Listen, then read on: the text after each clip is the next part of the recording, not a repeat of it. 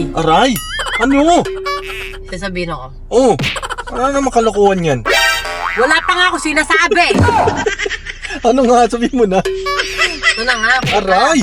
Oh, Sabi ng lola ko, alam mo ba, pampatibay ng relasyon. ano naman ng lola mong yan? Bakit? Nagharap ng foreigner yun eh. Anong dala nung nakaraan? Yung sakit ng ngipin? na. O sige, sabihin mo na.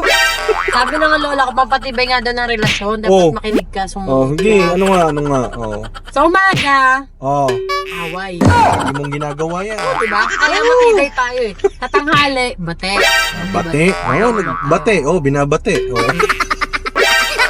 Oh. Sa gabi, Oh. deng-dengin mo ako. May ganun. Bakit? Hindi porket Mr. Gelatin ka dyan, ako na lang lagi mag-a-adjust sa'yo. Mami, meron na nga sa tanghaling bate. Bate. Bate! No tay-tay naman. Anak ka ng